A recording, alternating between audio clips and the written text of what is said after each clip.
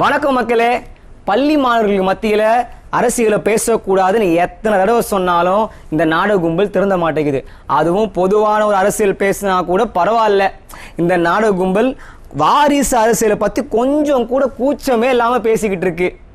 அண்ணா அன்பில் மகேஷ் பள்ளி மாணவர்கிட்ட உதயநிதியை விளையாட்டுத்துறை அமைச்சர்னு சொல்லாதீங்க, அவர் துணை முதல்வர் வேலையெல்லாம் பார்த்துட்டு இருக்காரு அப்படின்னு சொல்றாரு. ஸ்டாலின் ஐயா, உங்க வாரிசை அடுத்த பதவிக்கு கொண்டு வரணும் அப்படின்னா பேசாம கொண்டு வந்துருங்க. பில்டப் பண்றதா நினைச்சு பள்ளி மாணவர்களை கெடுக்காதீங்க. அவங்க கிட்ட இந்த உச்சக்கட்ட அரசியல் தேவையா? என்னமோ விளம்பரத்தை நம்பி இப்படி ஏமாந்து நிக்கிறோம். சரி மக்களே, போய் குறுஞ்செய்தியை பார்த்துட்டு வாங்க. விரிவான செய்தியை நம்ம பார்ப்போம். பருவமழையை எதிர்கொள்ள தயாருன்னு ஐயா KN நேரு சொல்லியிருக்காரு. என்ன பண்ணுவாங்க? கொடை பிடிச்சிட்டு நிப்பாங்களோ? போன தடவை வெள்ளத்துல தத்தளிக்கும் போது கொடை பிடிச்சிட்டு வந்து பார்த்தாங்க, ரோடெல்லாம் குண்டும் குழியுமா இருக்கு. அதை சரி பண்ணாம எந்த அடிப்படையில தயார்னு சொல்றாங்கன்னு தான் தெரியல. அட நான் கேட்கலப்பா, ஜனங்க கேக்குறாங்க.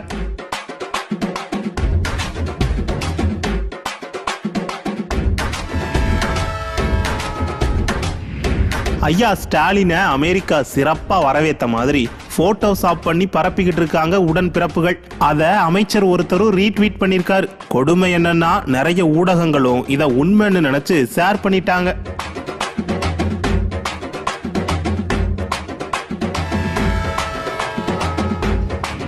மதுரையில திமுக MLA வீட்டு வாசல்ல திமுக நிர்வாகி ஒருத்தர் தீ குளிச்சிருக்காரு.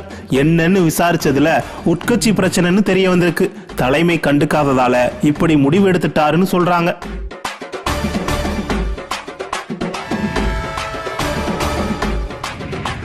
மதுரையில எப்பத்தான் எய்ம்ஸ் ஆஸ்பத்திரியை கட்டி முடிப்பீங்கன்னு நீதிமன்றமே கேள்வி கேட்டிருக்குப்பா.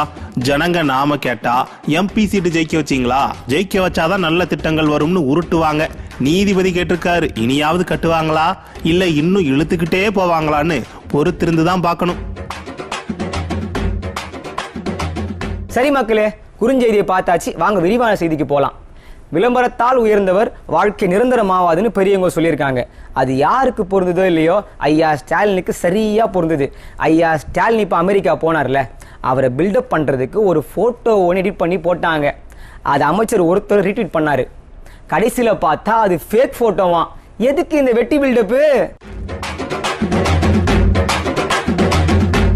நடந்தா பில்டப்பு, நின்னா பில்டப்பு, துண்டு சீட்டை பார்த்து வளருனாலும் பில்டப்னு பில்டப் பண்ணியே அரசியல் பண்ணிக்கிட்டு இருக்கிற ஐயா ஸ்டாலினுக்கு அந்த பில்டப்பே பெரிய பிரச்சனையாயிருக்கு. அமெரிக்காவுக்கு போன ஐயா ஸ்டாலினுக்கு அங்க இருக்கிற மிகவும் புகழ்பெற்ற டைம் சதுக்கத்துல வரவேற்பு கொடுத்தாங்கன்னு சொல்லி யாரோ உடன்பிறப்பு ஒரு போட்டோவை போட்டிருக்காரு. அதை அண்ணன் TRP ராஜா ரீட்வீட் பண்ணாரு. அமைச்சரே ரீட்வீட் பண்ணதும் ஊடகங்கள் எல்லாரும் அதை பெரிய செய்தியாக்கி ஊர் பூரா பரப்புனாங்க. ஊடக உடன்பிறப்புகள் கொடுத்த அளப்பறை தாங்க முடியாம சில பேரு இந்த போட்டோவை ரிவர் இமேஜ் சர்ச் முறையில செக் பண்ணிருக்காங்க. செக் பண்ணி பார்த்ததுல இது ஃபேக்கு, போலின்னு தெரிய வந்திருக்கு. அதாவது இந்த போட்டோ பத்தி ஆராய்ச்சி பண்ணவங்க என்ன சொல்றாங்கன்னா, இந்த போட்டோவை தான் இப்படி பார்த்திருக்காங்க, பழைய போட்டோவை எடுத்து ஐயா ஸ்டாலின் இருக்கிற மாதிரி எடிட் பண்ணி பரப்பிக்கிட்டு இருக்காங்கன்னு சொல்றாங்க. அமைச்சரே பொய்யான ஒரு போட்டோவை பதிவு பண்ணுவாரா, ரீட்வீட் பண்ணுவாரா? அந்த அளவுக்கா விளம்பர மோகம் முத்தி போச்சு?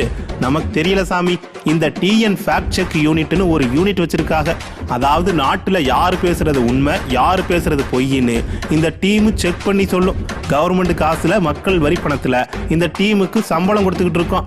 அந்த டீம் ஊர்ல உள்ளவங்க சொல்றதெல்லாம் பொய்யா உண்மையான்னு ஆராய்ச்சி பண்றத கொஞ்சம் தள்ளி வச்சுட்டு அண்ணன் TRP ராஜா ரீட்வீட் பண்ண இந்த இமேஜ் உண்மையா பொய்யான்னு கண்டுபிடிச்சு சொல்லணும். எதுக்கு இந்த விளம்பர வெறி, எதுக்கு இந்த வெட்டி பில்டப்னு பதில் சொல்லணும். எதுவா இருந்தாலும் மக்கள் வரி பணத்துல சம்பளம் வாங்குற ஃபேக்ட் செக் யூனிட் நண்பர்கள் உண்மையை ஆராய்ஞ்சு சொல்லியே ஆகணும். அட நான் கேட்கல சாமி, மக்கள் கேட்கறாங்க.